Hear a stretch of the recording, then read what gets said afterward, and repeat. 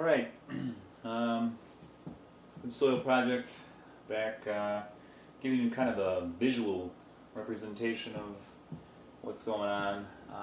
Because I've just been talking up to this point, and I don't know if I've been painting a very clear picture with my words, but basically, if you want to be good soil, you have to do different things to soil to make it good. You soften it, you gotta dig down, you gotta till it up, dig down, loosen it.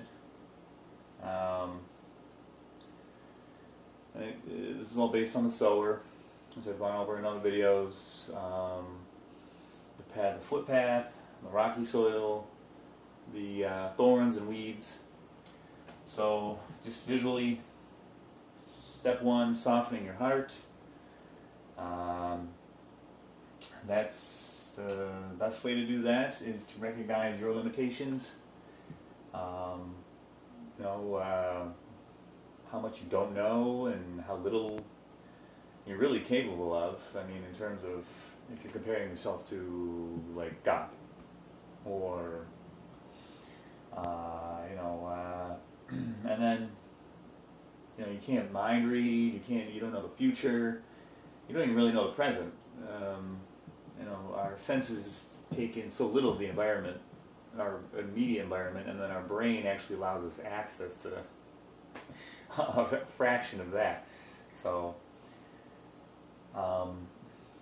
which this causes us to do things where, we have unintended consequences.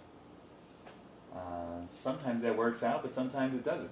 We have good intentions, but we end up, hurting ourselves or hurting others, hurting people we really care about, either because of our fear or just, our limitations or lack of information, egos. So recognizing that in yourself and then realizing that all those same things are true for others. They love imperfectly. I love imperfectly. We all need help. We all have struggles. And then that helps you forgive people. That helps you let go of past hurts. And that also helps you to recognize the fallibility of your own wisdom. I believe people get a hard heart because they feel like they have to come up with strategies to not get hurt, which is how hearts get hard. A path, the ground becomes a footpath because by people walking on it. I believe the same thing happens with your heart. And so we develop defense mechanisms to not get hurt, and that causes us to, all the defense mechanisms, seeking power and status and comfort and money, and we just don't want to be hurt and we don't want to be uncomfortable. So working with that,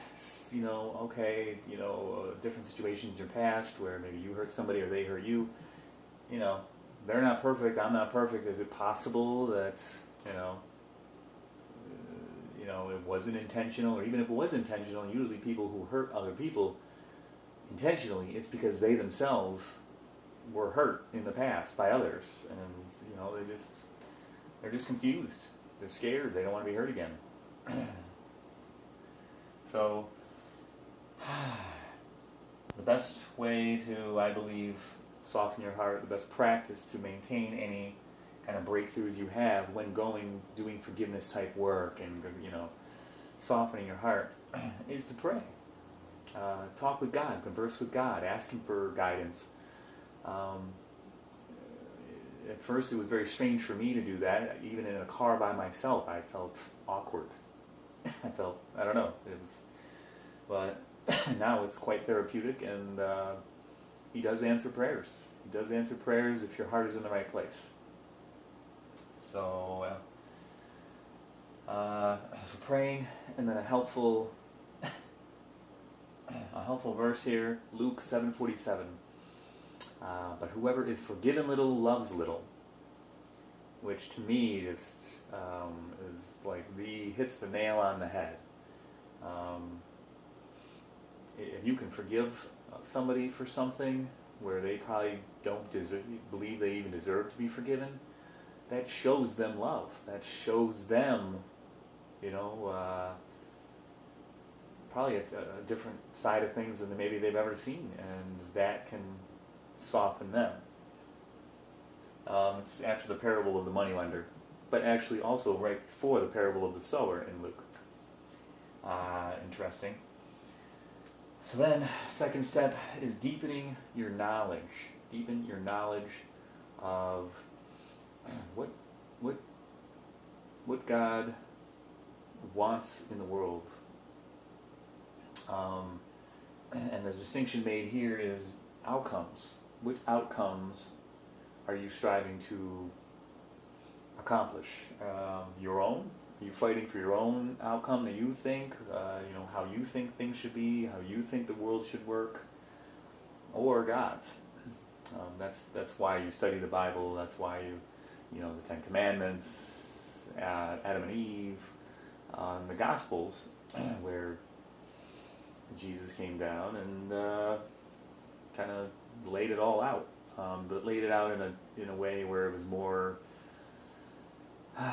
what's in your heart, because that's where your behaviors come from. So it's like, okay, don't steal, but it's like, where does stealing come from? Don't be angry, don't murder, but where does anger come from? Or don't murder, but where does murder come from? Anger. And so the best practice to kind of start thinking about the world in terms of, okay, God's outcomes, what does He want? Because that's ultimately what's going to get done. But you can either make it easy on yourself or hard on yourself, and seeing that also gives you peace, that there is a God there and He is at work in your life and other people's lives, and seeing things, and because of your limitations you can't always see the bigger picture, and you don't always know, like, why did this happen? Why did I get in this car accident? Oh, because A, I really did need a new car, and B, the extra money, that there was a difference in money, and I actually got a little extra money that I needed too, and it was like, wow, it's funny that God works that way. At the time I can't see it. It's like, oh my God, I got into an accident, what am I going to do? I don't, I can't afford a new car. It works out. It works out if your heart is in the right place, and it's meant to be. I mean, it's still God's will. But that's practice for deepening your knowledge of what God wants. Just read the Gospels, Matthew, Mark, Luke, and John. Just go through them over and over. I'm probably on my 9th or 10th time through in a little over a year. And every time I'm learning new things and gaining wisdom, and just seeing how it all works. So a quote from the Old Testament, a verse from the Old Testament that Jesus quotes quite a bit in the New Testament, Hosea 6:6, I think really lays it out pretty simple. I require mercy, not sacrifice, and acknowledgement of God, not burnt offerings. So mercy is helping people with their struggles, removing a punishment that you feel somebody may deserve, but you don't give them that punishment because you're not God. You don't really know if the other person, that God could be acting through them. That's the whole Adam and Eve thing. I made a video on original sin, but ultimately, human beings, we're not God. We can't be God because of our limitations. So that's why you should have mercy on people, because ultimately you don't know if they deserve punishment or what kind of punishment. It's not your role to punish. That's really hard. That's a hard truth. But so he requires mercy, not sacrifice, and acknowledgement of God, not burnt offerings. So back in Jewish times, they would break the commandments, they would sin, and then they would just go and sacrifice a goat or a sheep or whatever, and then everything was back to square one. So it's more like, no, do the right thing first, and don't be like, okay, I'm going to do this bad thing, but then I'm going to make up for it. that mentality. So it's, don't punish people whether you think they deserve it or not, and in all things acknowledge God, His rules, what He wants for us. Um, Pretty simple, okay? I think maybe not necessarily easy. I say it a lot. All right, then loosening. So loosening your ties. This is the third step, the thorns. This is, a plant grows up, the seed, it grows up, but then the thorns come in, choke it, weeds. They choke it out, and then that's symbolic of, worldly things, wealth and treasure and comfort in this world. It's symbolic of that. So the practice here to kind of loosen your ties with the world is your minimums. You want to focus on minimums, not having more than what you minimally need to get by. So your needs, your relationships, how many real friends can you really have? But that's not really the point. The point is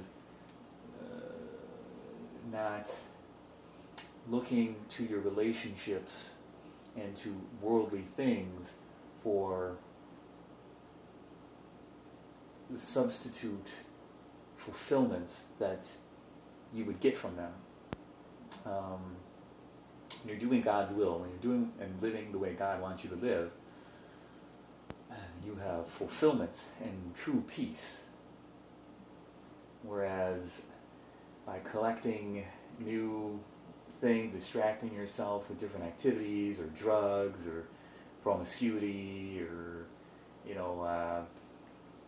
big thing now is people being foodies and anything like that, or working out too much, or collecting different things. It's like you can have, I don't really know. I haven't actually really explored that too much in terms of like hobbies and stuff. But basically, look at where you're spending your time, your energy, and your attention.